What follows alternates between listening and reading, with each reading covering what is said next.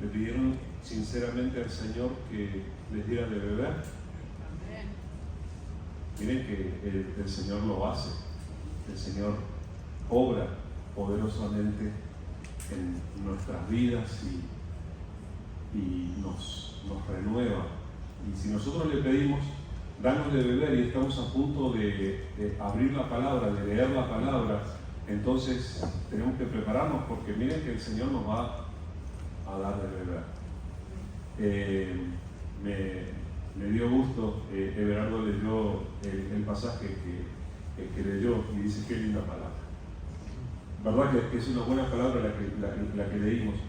Déjenme leer una vez más ese mismo pasaje para absorberlo una vez más, lo que el Señor dice y lo que el Señor promete. Lo que leemos está en Romanos 8, 28 al 39. Romanos 8, 28 al 39 dice: y sabemos que a los que aman a Dios, todas las cosas les ayudan a bien.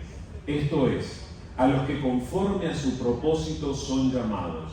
Porque a los que antes conoció, también los predestinó para que fuesen hechos conformes a la imagen de su Hijo, para que Él sea el primogénito entre muchos hermanos. Y a los que predestinó, a estos también llamó, y a los que llamó, a estos también justificó, y a los que justificó, a estos también glorificó. ¿Qué pues diremos a esto? Si Dios es por nosotros, ¿quién contra nosotros? El que no escatimó ni a su propio Hijo, sino que lo entregó por todos nosotros, ¿cómo no nos dará también con Él todas las cosas? ¿Quién acusará a los escogidos de Dios? Dios es el que justifica. ¿Quién es el que condenará? Cristo es el que murió. Más aún, el que también resucitó, el que además está a la diestra de Dios, el que también intercede por nosotros. ¿Quién nos separará del amor de Cristo? ¿Tribulación, o angustia, o persecución, o hambre, o desnudez, o peligro, o espada? Como está escrito: por causa de ti somos muertos todo el tiempo, somos contados como ovejas de matadero. Antes, en todas estas cosas, somos más que vencedores por medio de aquel que nos amó. Por lo cual, estoy seguro de que ni la muerte, ni la vida, ni ángeles, ni principados, ni potestades, ni lo presente, ni lo porvenir, ni lo alto, ni lo profundo, ni ninguna cosa creada nos podrá separar del amor de Dios, que es en Cristo Jesús, Señor nuestro.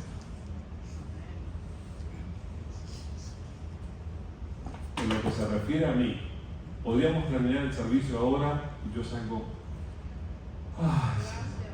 ¡Qué bueno lo que me has dicho! ¿Qué es lo que te puede separar del amor de Dios? ¿Acabas de escuchar lo que dice el apóstol? Ni la muerte, ni la vida, ni principado, ni potestades, ni lo presente, ni lo... ¡nada! Ninguna cosa creada. Pero además, estas son tan preciosas promesas que, por favor, anoten en algún lado Romanos 8, 28 al 39, porque lo van a tener que leer en otro momento, para recordar, por ejemplo, lo que dice al principio: a los que aman a Dios, algunas cosas les son de Él, ¿no? ¿No dice? Todas las cosas. ¡Ah, todas! ¡Ah! Bien, estamos despiertos ahí. Y por si yo me equivoco, Manuel nos lo pone en la pantalla para que nos quede bien claro ahí. A los que aman a Dios, ¿cuántas cosas les ayudan para bien? Todas. Oigan, pero hay cosas que no nos gustan. Sin embargo, dice la palabra que aún las que no nos gustan, aún las que no entendemos, tienen la capacidad de ayudarnos para bien. Nos ayudan para bien. Entonces, nosotros podemos a veces mirar hacia atrás, podemos mirar hacia nuestro pasado y podemos darnos cuenta de que hubieron cosas que en el momento nos dolieron, que en el momento no nos gustaron, que en el momento parecieron ser desgracias, y que sin embargo fueron bendiciones de parte de Dios, porque ayudan para bien todas las cosas. Oigan lo que les digo: la palabra de Dios la tenemos que tomar en serio, Y si Dios dice que ayuda para bien, es que ayuda para bien. Todo lo que hemos vivido, aún lo doloroso. El hecho es que tenemos que acostumbrarnos a vivir con la presencia del Señor con nosotros. ¿Ustedes saben cuál es el nombre profético de Jesús? El nombre profético de Jesús, o uno de los nombres proféticos de Jesús, es Emmanuel, que la palabra del Señor ha tenido a bien traducirnos, que quiere decir Dios con nosotros. La presencia de Dios con nosotros. Jesús vino a asegurarnos la presencia de Dios con nosotros. Así que Dios está contigo. A ver, levante la mano. ¿Cuántos han visto a Dios? ¿Nadie? Daría para pensar mucho, ¿verdad? Pero yo quiero preguntarles entonces, hemos tenido un clima un tanto inhóspito estos días. ¿Alguno de ustedes vio el viento? ¿Cómo que no vieron el viento? ¿Saben que al viento no lo vemos? Vemos los resultados del viento. Vemos los efectos que produce el viento. Al viento no lo vemos. Y sin embargo, nosotros nos damos cuenta que el viento puede llegar a ser tremendamente poderoso. A los que están nuevos en la zona, les tenemos que decir, acá hay unas cosas que ocurren de vez en cuando que se llaman huracanes y que tienen un alto poder destructivo, y el viento no se ve, pero destruye.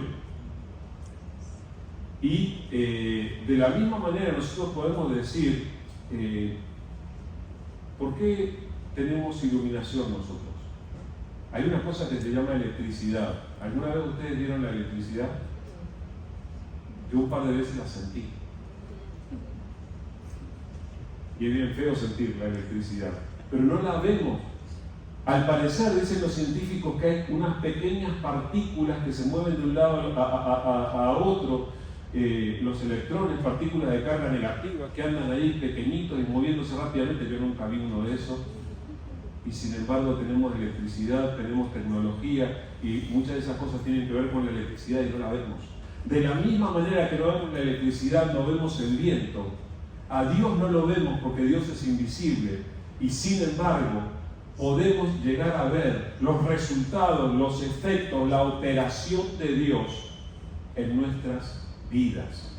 Y tenemos que acostumbrarnos, necesitamos prestar atención para ver la obra de Dios en nuestras vidas. Nosotros vamos a mirar en la palabra la operación de Dios en la vida de personas, y tal vez a veces escuchemos testimonios de lo que Dios ha hecho en este y en aquel, pero lo que tenemos que hacer es analizar nuestra propia existencia para reconocer, oye, pero Dios estuvo allí trabajando. En este momento de mi vida Dios estaba obrando,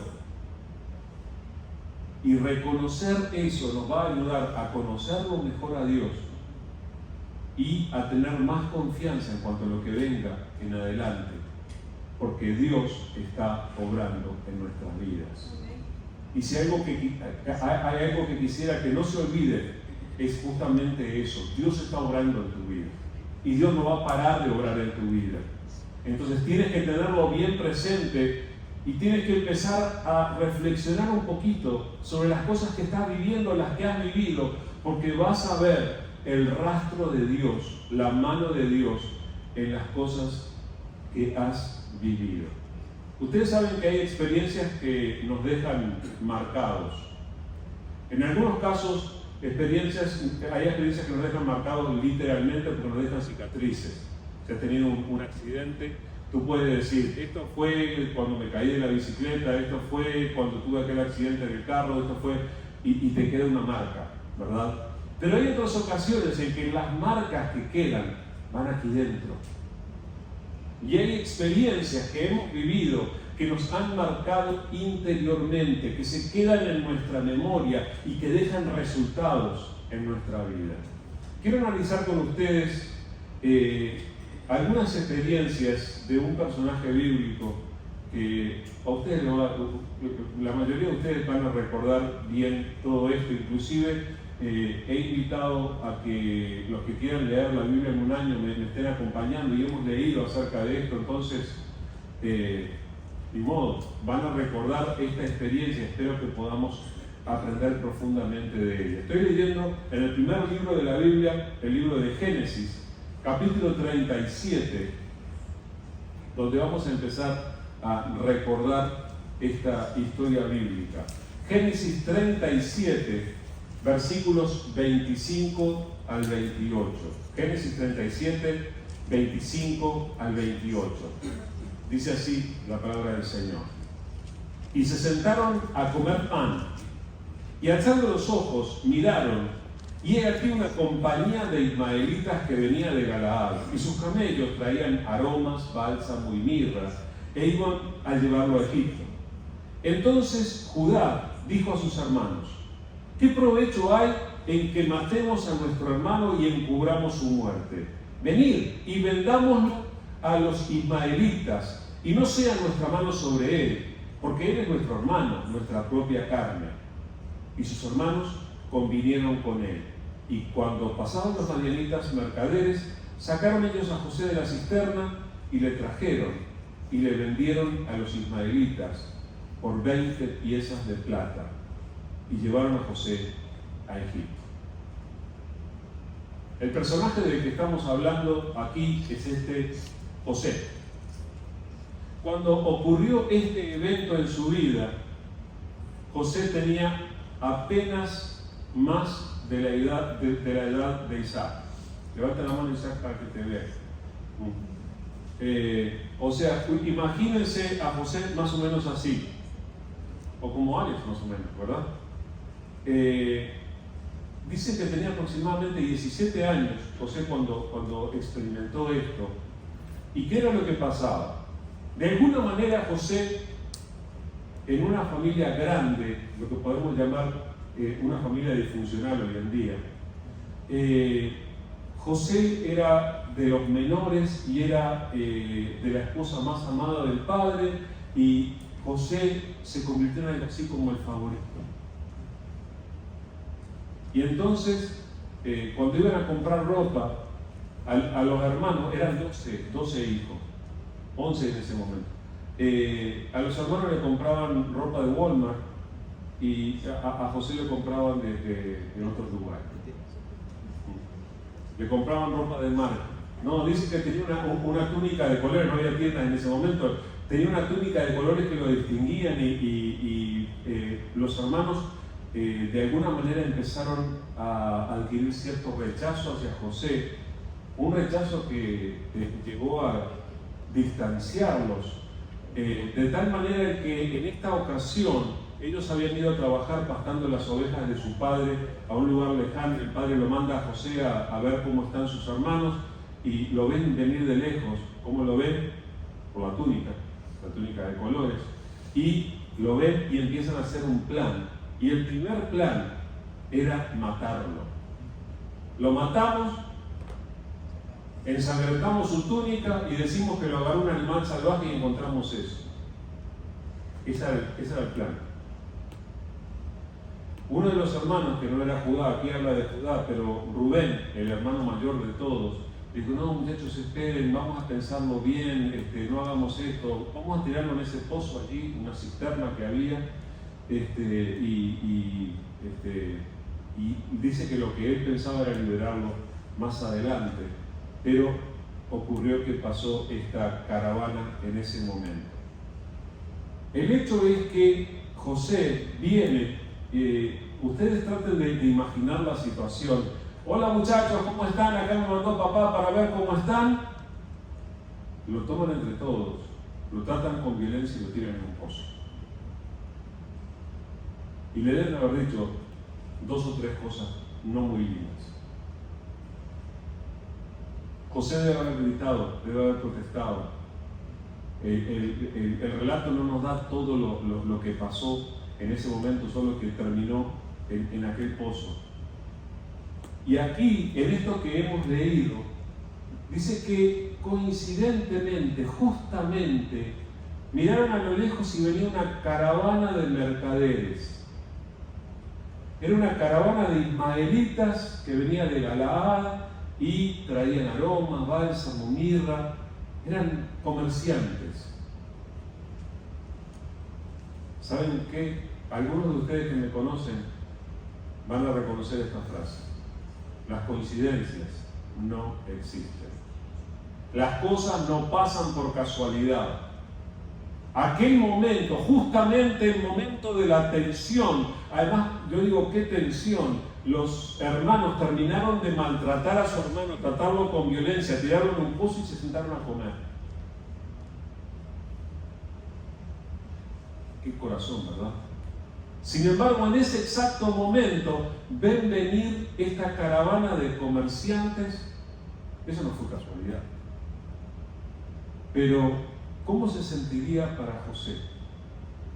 José venía de la casa de su papá, José era bien tratado, José pensaba en solamente el ambiente familiar y todo eso. De un momento al otro, todo cambió para José. Fue vendido por sus propios hermanos a estos comerciantes, a estos mercaderes, quienes se iban lejos, y se iban bien lejos, y se iban a otro país. No sé a qué les suena esto. Todos nosotros somos inmigrantes. Menos Alex y Isaías. Pero nosotros sabemos lo que se siente estar en otra parte. José iba a ser llevado a un país que tenía un idioma diferente, que tenía una cultura diferente, y no solamente eso, sino que no iba como un inmigrante de lujo. Él iba a ser vendido como esclavo.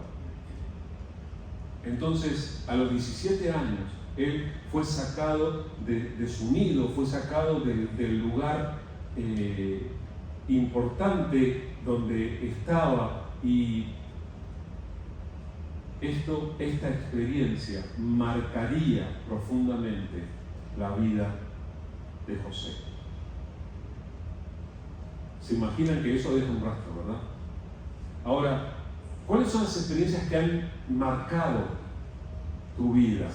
No me respondan ahora, pero por favor piénsenlas. Piensen en cuáles son las experiencias que han calado profundamente en su vida. Hay algunas de esas experiencias que tienen que ver con decisiones propias, con decisiones que uno ha hecho. Por ejemplo, uno ha elegido su pareja, luego que la elegiste, dirá, aguanta. Pero todos nosotros tomamos decisiones que nos marcan. Elegiste tu carrera, aceptaste un trabajo o decidiste emigrar. Y eso nos marca profundamente, pero además han habido en nuestra vida otras experiencias en las que nosotros hemos sido marcados por lo que han hecho otros, y muchas veces ha ocurrido que nos han tratado con injusticia a nosotros también, nos han lastimado. Todos nosotros podemos haber pasado por experiencias que han dejado marcas en nuestro corazón. Así como José pasó por esta experiencia en la que su corazón quedó marcado. Él podría recordar, me imagino, por años, el rostro y el tono de voz de sus hermanos en aquella experiencia cuando lo tiraron al pozo y luego lo vendieron. Esas son cosas que no se olvidan. De la misma manera, hay cosas que tú recuerdas, hay cosas que han quedado en tu memoria, porque las has vivido y a veces han dolido, pero yo quiero decirte algo. Dios ha estado allí, en ese preciso momento. Dios estaba allí. Y sí, permitió lo que pasó, pero porque tenía un propósito. Porque uno se puede preguntar, ¿Dios estaba allí donde estaban los hermanos y José? Sí estaba. ¿Y Dios permitió que sus hermanos lo trataran con violencia, que lo vendieran? Sí, Dios lo permitió. Pero Dios tenía un propósito. A los que aman a Dios, ¿qué pasa? Todas las cosas les ayudan para bien. Todas las cosas incluye que uno sea vendido. Todas las cosas incluye que uno sea tratado con violencia. Como decíamos, Dios está en todas partes. Pero no es lo mismo que una persona viva su vida con Dios que sin Él. Es lo que nosotros encontramos en Jesús. No es lo mismo enfrentar las situaciones, las circunstancias de la vida con Dios que sin Él. Jesús dijo: yo soy el camino, la verdad y la vida. Nadie viene al Padre si no es por mí. O sea, la única forma en que podemos llegar a estar con Dios es por medio de la fe en Jesús. Ahora, José venía de una herencia, era hijo de Jacob, y Dios se precia de llamarse a sí mismo el Dios de Abraham, el Dios de Isaac, el Dios de Jacob. Venía de una herencia de personas que creían en Dios, que caminaban con Él, y yo estoy seguro de que la fe en el mismo Dios estaba en el corazón de José. A pesar de lo que estaba viviendo, él pudo reconocer, tal vez no en el propio momento, pero tal vez más adelante pudo reconocer que Dios estaba con él. Les voy a leer Génesis 39 del 1 al 3. ¿Cómo es la llegada de José al país extranjero? Génesis 39, 1 al 3, dice así: llevado pues José a Egipto, Potifar, oficial de Faraón, capitán de la guardia, varón egipcio, lo compró de los ismaelitas que lo habían llevado allá. Mas Jehová estaba con José, y fue varón próspero, y estaba en la casa de su amo el egipcio. Y vio su amo que Jehová estaba con él, y que todo lo que él hacía, Jehová lo hacía prosperar en su mano. A ver si entendemos esto. José, yo que José, joven y con esa situación, yo estoy triste, yo estoy quebrantado, yo no sé ni qué hacer. Lo vendieron como esclavo. Lo compró este señor Potifar, un oficial capitán de la guardia del faraón, un hombre importante. Bueno, qué bueno. Pero era esclavo. Lo que hace la diferencia aquí, dice en el versículo 2, mas Jehová estaba con José. Esta es la garantía que tú te tienes que asegurar en tu vida. Que cada paso que des, pase lo que pase, suceda lo que suceda, por duro que sea lo que tengas que enfrentar, tienes que asegurarte de hacerlo con la presencia de Dios contigo. Porque eso es lo que hace toda la diferencia. Fíjense que inmediatamente nos dice que Jehová estaba con él y lo hizo próspero a José. Y en el versículo siguiente inmediatamente nos dice que el jefe, el patrón, el dueño, Potifar, se daba cuenta de que Dios estaba con él y que las cosas que él ponía en su mano, Dios las prosperaba. Entonces no era notorio solo para José, no solo José se daba cuenta de que la presencia de Dios estaba con él, sino que los que estaban alrededor también lo notaban. Ahora, hay veces que uno tiene experiencias que uno dice, ¿qué cosa peor me puede pasar? Como diciendo, ya llegué al fondo, ya no doy más. ¿Qué cosa peor le podría pasar a José que ser vendido por sus propios hermanos y terminar esclavo en un país extranjero? ¿Qué cosa peor le podía pasar? ¿Qué cosa peor? Terminar en la cárcel. Dice Génesis 39, 19 al 21. Y sucedió que cuando oyó el amo de José las palabras que su mujer le hablaba, diciendo, así me ha tratado tu siervo, se encendió su furor. Y tomó su amo a José y lo puso en la cárcel, donde estaban los presos del rey, y estuvo allí en la cárcel. Pero Jehová estaba con José y le extendió su misericordia y le dio gracia en los ojos del jefe de la casa. ¿Qué peor le podía pasar? Ir preso. Y fue. Fue acusado injustamente, la señora lo acusó injustamente de propasarse con ella, el marido se puso muy mal, lo echó a la cárcel. Ahora, una vez más, inmediatamente que dice las desgracias que estaba viviendo José, inmediatamente dice, pero Dios estaba con él. Otra vez, hermanos, nosotros tenemos que aprender a reconocer la presencia de Dios en nuestra vida. Y por eso es que yo les animo, este es un acto de sanidad, de restauración de parte de Dios. Haríamos bien si nos ponemos a reflexionar en las cosas que hemos vivido, y en especial en las cosas que nos han dolido, esos recuerdos dolorosos que llevamos. Sería bueno que reconozcamos que allí estuvo Dios también. Allí estaba Dios, sí lo permitió que ocurriera, pero Dios tenía un propósito, que es lo que vemos en la vida de José. A pesar de que vivió los peores momentos de su vida, a pesar de que su vida tomó un rumbo que él jamás hubiera planeado para sí, nunca se hubiera imaginado lo que estaba viviendo, la presencia de Dios hacía la diferencia y estaba con él. La presencia de Dios va a hacer en nosotros toda la diferencia en todas nuestras circunstancias. Y el Señor lo que quiere es sanar nuestro corazón y que nosotros veamos más allá de las heridas, de la injusticia. Él nos quiere restaurar. Él quiere ayudarnos a reconocer su presencia con nosotros. Me dio gusto, estaba hablando Daniel hace un rato en el estudio, de que reconocían la mano de Dios de hace muchos años. Tiene una memoria magistral, los admiro, Manuel, Daniela. ¿Se acuerdan de cuando tenían, cuánto? 7 años. Yo ya no me acuerdo, por eso. No, sí me acuerdo. Pero ellos reconocían la mano de Dios en esos momentos. Miren, José pudo reconocer a la larga la mano de Dios con él en todas las situaciones que él estuvo viviendo. Dios quiere restaurarnos y Él lo hace, y lo hace profundamente. Génesis 45, del 1 al 9.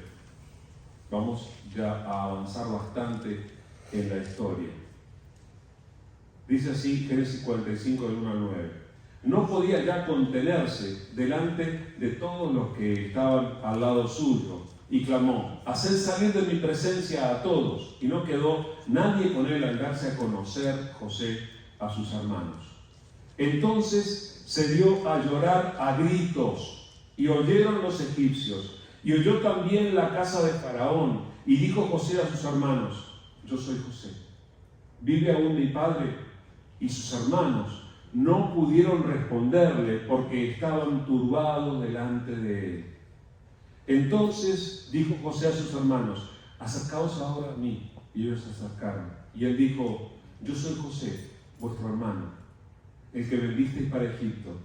Ahora pues, no os entristezcáis ni os pese haberme vendido acá, porque para preservación de vida me envió Dios delante de vosotros. Pues ya ha habido 2 años de hambre en medio de la tierra, y aún quedan 5 años en los cuales ni habrá arada ni siega. Y Dios me envió delante de vosotros para preservaros por posteridad en la tierra y para dar vida por medio de gran liberación. Así pues, no me enviasteis acá vosotros, sino Dios, que me ha puesto por padre de Faraón y por señor de toda su casa y por gobernador de toda la tierra de Egipto. Daos prisa, id a mi padre y decidle: así dice tu hijo José, Dios me ha puesto por señor de todo Egipto. Ven a mí, no te detengas. Qué loca que puede ser la vida, ¿verdad? Cómo las cosas pueden cambiar. José, leímos, de niño bien atendido de la familia, pasó a ser esclavo. Luego pasó a estar en la cárcel. Y luego por una serie de circunstancias, ustedes saben aquello de la interpretación de los sueños, y él fue olvidado por años luego de haberle hecho el favor al panadero y al copero del rey, pero luego de estar olvidado, luego de que pasaron los años, pasó tiempo en la cárcel, interpretó el sueño del propio Faraón. alguien se acordó, hay alguien que interpretó un sueño mío hace tiempo, pero está en la cárcel, tráiganlo. Del propio faraón. Y cuando interpretó el sueño del faraón, bueno, van a tener que poner un administrador que se encargue de estos tiempos de pobreza que van a haber. ¿A quién podremos poner? Y a quién más, al que nos trajo la interpretación del sueño. José pasó de ser preso en la cárcel a ser el gobernador de todo Egipto, el segundo al mando debajo del faraón. De preso a gobernador. Uno dice, las vueltas que da la vida. ¿Cómo puede ser, verdad? ¿Cómo pueden cambiar las cosas? Ahora, nosotros sabemos cómo pudieron cambiar en el caso de José. Dios estaba con él. De la misma manera, el mismo Dios que estaba con José es el que está con nosotros los que creemos en Jesús. Entonces, Él también puede cambiar nuestras circunstancias. Él puede cambiar nuestras situaciones, porque la intervención de Dios hace toda la diferencia. Y Dios, el mismo Dios que le cambió las circunstancias a José, es el que puede cambiar las nuestras y el que tiene nuestras vidas en sus manos para bien. Ahora, yo les quiero decir algo. Hablábamos de las circunstancias que a veces nos han dejado lastimados, nos han dejado heridos profundamente. Lo que queda en la memoria luego de una experiencia difícil en nuestras relaciones, no solamente la víctima queda lastimada, sino que el victimario, la persona que procedió mal, también sabe que procedió mal. Cuando vinieron a Egipto los hermanos de José, sin saber que José estaba a pocos metros de distancia de ellos y que entendía el idioma de ellos y todo, ellos recordaron, todo esto nos está pasando, decían, por aquello que le hicimos a José. Estaba en sus conciencias. Todo aquello todavía estaba allí y Dios tiene la capacidad de restaurar. Y fíjense cómo en esta situación Él va a restaurar a los que hicieron daño y al que recibió el daño en una misma situación. Entonces, hermanos, a veces nosotros hemos sido víctimas y a veces hemos sido victimarios también. Entonces, tenemos que encontrar la restauración que Dios tiene para nosotros. El versículo 5 dice, ahora pues, no os entristezcáis, ni os pese haberme vendido acá, porque para preservación de vida, y esta es la frase impactante, me ha enviado Dios, me envió Dios. Él reconoció, miren, ¿quiénes eran los que habían tomado la decisión en la práctica de venderlo a los comerciantes? Los hermanos. Sin embargo, José, a ellos mismos le dicen, oigan, no me mandaron ustedes. Había algo más fuerte en ese momento, había otro propósito. Dios me mandó. Dios quiere que nosotros lleguemos a conclusiones parecidas, reconociendo que Dios está interviniendo en nuestras vidas. Los versículos 7 y 8 dicen, Dios me envió delante de vosotros para preservaros posteridad sobre la tierra y para daros vida por medio de gran tribulación. Y otra vez el 8. Así pues no me enviasteis acá vosotros, sino Dios. ¿Se dan cuenta que lo dice y lo repite? En aquel momento, es bien gráfica, no quiero hacerlo demasiado largo, pero ese momento en que José hace ir a todo el mundo, se queda solo con los hermanos y hasta entonces él les había hablado en egipcio, estaba vistiendo toda la indumentaria egipcia como la autoridad que era y todo eso. Yo me imagino que se habrá sacado lo que tenía en la cabeza, lo que fuera, y les habló en su idioma. Oiga, yo soy José. Dice que ellos no pudieron responderle. La impresión, el impacto, el golpe de la situación, pero al mismo tiempo, en ese momento ellos deben haber dicho, José, estamos muertos. Si José va a proceder con nosotros como nosotros procedimos con él, y José viene y le dice esto, hermanos, ¿saben una cosa? No me enviaron ustedes acá. Dios me mandó. Dios ha estado interviniendo en nuestras vidas todo este tiempo. De la misma manera, hermanos, a los que aman a Dios, todas las cosas les ayudan a bien.